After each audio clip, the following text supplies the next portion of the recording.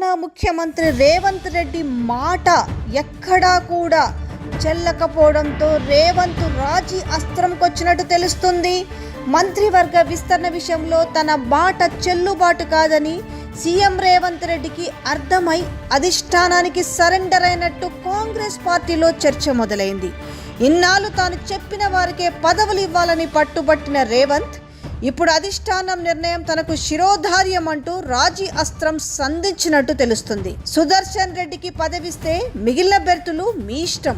విందులో మీనాక్షి నటరాజన్ ముందు ప్రతిపాదన, ఢిల్లీ పెద్దల నుంచి సానుకూల స్పందన, మంత్రివర్గ విస్తరణకు గ్రీన్ సిగ్నల్ ఇచ్చే అవకాశం, ఓసీలకు ఒక్క పదవే ఇవ్వాలనే నిబంధన, సందిగ్ధంలో రాజగోపాల్ రెడ్డి, మల్రెడ్డి, ప్రేమ్ సాగర్ రావు బెర్తులు. ఇక మంత్రివర్గ విస్తరణ విషయంలో తన మాట చెల్లుబాటు కాదని సీఎం రేవంత్ రెడ్డికి సరే లేటుగానైనా అర్థమైందనుకుంటున్నారు. ఎందుకంటే అధిష్టానానికి సరెండర్ అయినట్టు కాంగ్రెస్ పార్టీలోనే చర్చ మొదలైంది. ఇన్నాళ్ళు తాను చెప్పిన వారికే పదవులు ఇవ్వాలని పట్టుబట్టిన రేవంత్ ఇప్పుడు అధిష్టానం నిర్ణయం తనకు శిరోధార్యం అంటూ రాజీ అస్త్రం సంధించినట్టు చెప్తున్నారు. బోధన్ ఎమ్మెల్యే సుదర్శన్ రెడ్డికి మాత్రం ఖచ్చితంగా పదవి ఇవ్వాలని కోరినట్టు తెలుస్తుంది. ఈ మేరకు కాంగ్రెస్ పార్టీ రాష్ట్ర వ్యవహారాల ఇన్ఛార్జి మీనాక్షి నటరాజన్తో ఢిల్లీకి రాయబారం పంపినట్టు సమాచారం. ఈ ప్రతిపాదనకు ఢిల్లీ పెద్దల నుంచి సానుకూల స్పందన వచ్చిందని, మంత్రివర్గ విస్తరణ ఓ కొలిక్కి వచ్చినట్టేనని తెలుస్తుంది. సీఎం రేవంత్ రెడ్డి ఇటీవల 3 రోజుల పాటు ఢిల్లీలో ఉన్న మంత్రివర్గ విస్తరణకు అధిష్టానం నుంచి అనుమతి రాని సంగతి తెలిసిందే. పైగా రేవంత్ ఎంత ప్రయత్నించినా రాహుల్ గాంధీ అపాయింట్మెంట్ ఇవ్వలేదని కాంగ్రెస్ వర్గాలు చెప్తున్నాయి. మరోవైపు టీపీసీసీ చీఫ్ మహేష్ గౌడ్కు 2 సార్లు రాహుల్ అపాయింట్మెంట్ ఇవ్వడం పైన తీవ్ర చర్చ జరుగుతుంది. సీఎం రూపొందించిన జాబితాను రాహుల్ గాంధీ పక్కన పెట్టారని, తాను తయారు చేసిన 4 పేర్లతో కూడిన జాబితాను మహేష్ గౌడ్కి ఇచ్చి పంపారని కథనాలు వస్తున్నాయి. తత్వం బోధపడింది.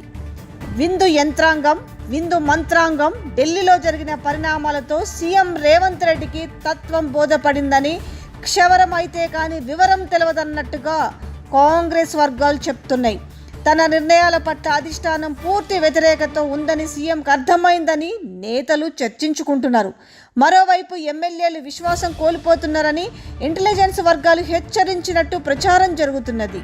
సీఎంగా బాధ్యతలు స్వీకరించిన 9 నెలల తర్వాత రేవంత్ రెడ్డి స్వయంగా తెప్పించుకున్న అంతర్గత నివేదిక ప్రకారం 64 మంది కాంగ్రెస్ ఎమ్మెల్యేల్లో 26 మంది మాత్రమే ఆయనకు కొంచెం అటూ ఇటుగా ఉండి లేనట్టుగా మద్దతున్నట్టుగా తెలుస్తుంది. ఈ సంఖ్య ఇప్పుడు పూర్తిగా 10కి పడిపోయిందని చెప్పుకుంటున్నారు. ఇలా ఇటు రాష్ట్రంలో అటు ఢిల్లీలో తన పరపతి దెబ్బతింటున్నదని సీఎంకు అర్థమైందని అంటున్నారు. ఏటికి ఎదురటం కన్నా అధిష్టానంతో సంకేత పెంచుకోవడమే ఉత్తమనే ఆలోచనలకు వచ్చినట్టు సమాచారం. అందుకే ఆయన అకస్మాత్తుగా మంత్రులతో రాత్రిపూట విందు ఏర్పాటు కూడా ఇందుకే కారణమని కూడా తెలుస్తుంది. ఈ సందర్భంగా మీనాక్షి నటరాజన్తో కలిసి సీఎం ప్రత్యేకంగా భోజనం చేసిరని, అనంతరం తన రాజీ ప్రతిపాదనను ఆమె ముందు పెట్టినట్టు గుసగుసలు వినిపిస్తున్నాయి. సుదర్శన్ రెడ్డి ఉమ్మడి నిజామాబాద్ జిల్లాలో కాంగ్రెస్ పార్టీ బలోపేతం కోసం తీవ్రంగా కృషి చేసిందని, అధికారంలోకి వస్తే మంత్రి పదవి ఇస్తామని హామీ ఇచ్చినట్టు గుర్తు చేశారట. పైగా సుదర్శన్ రెడ్డికి రాజకీయంగా ఇదే చివరి అవకాశమని, ప్రభుత్వంలో నిజామాబాద్ జిల్లాకు ప్రాతినిధ్యం లేదని వివరించినట్టు తెలుస్తుంది. ఇక ఓసీ కోటాలో ఆయనకు అవకాశం ఇచ్చి మిగతా పదవులు అధిష్టానం ఎవరికిచ్చినా తనకు అభ్యంతరం లేదని చెప్పినట్టు సమాచారం. రేవంత్ రెడ్డి ప్రతిపాదనను మీనాక్షి గురువారం ఉదయం రాహుల్ గాంధీ దృష్టికి తీసుకెళ్లారని, ఆయన సానుకూలంగా స్పందించిరని కాంగ్రెస్ వర్గాల్లో చర్చ మొదలైంది. దీంతో 15 నెలలుగా ఊరిస్తున్న మంత్రివర్గ విస్తరణకు హైడ్రామాకు తెరబడబోతుందని కాంగ్రెస్ శ్రేణులు భావిస్తున్నాయి.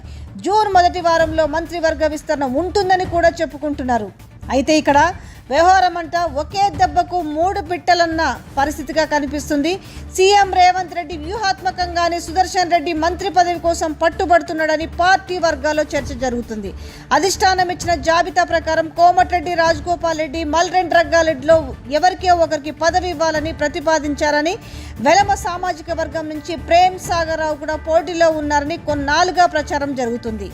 ఇదే సమయంలో మంత్రివర్గ విస్తరణలో ఓసీల నుంచి ఒక్కరికి మాత్రమే అధిష్టానం నిబంధన విధించిందని చెప్తున్నారు. ఒకవేళ రెండో సీట్ ఇవ్వాల్సి వస్తే ఓసీల్లోని ముస్లింలకు ఇవ్వాలని సూచించినట్టు తెలిసింది.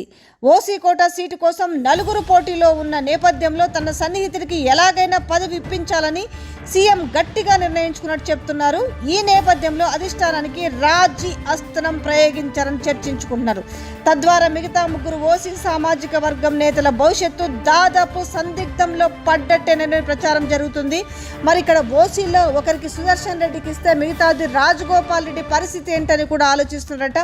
ఎందుకంటే బీజేపీలో నుంచి ఆయన ఇక్కడికి తీసుకురావడానికి ఖచ్చితంగా కాంగ్రెస్ అధికారంలోకి వస్తే మంత్రి పదవి ఇస్తానని హామీ ఇవ్వడమే కాకుండా భువనగిరి ఎంపీ గెలిపించుకుంటే కూడా మంత్రి పదవి ఖాయమని చెప్పడంతోనే అన్నీ తానే వ్యయ ప్రయాసలకు కేర్చి కూడా చామల కిరణ్ కుమార్ రెడ్డి గెలిపించుకున్న విషయం తెలిసిందే.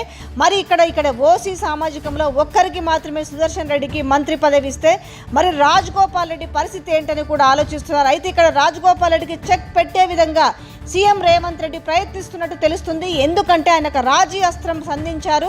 ఏంటంటే ఆ ఒక్కరికి ఇచ్చిన తర్వాత మిగతా 2 మీరు ఎవరికి ఇచ్చుకున్నా ఓకే అని అతను చెప్పడంతో ఇప్పుడు రాజగోపాల్ రెడ్డి పరిస్థితి ఏంటనేది మాత్రం ఇప్పుడు ఒక కన్ఫ్యూజన్ వ్యవహారంలో ఉందనే చెప్పాలి.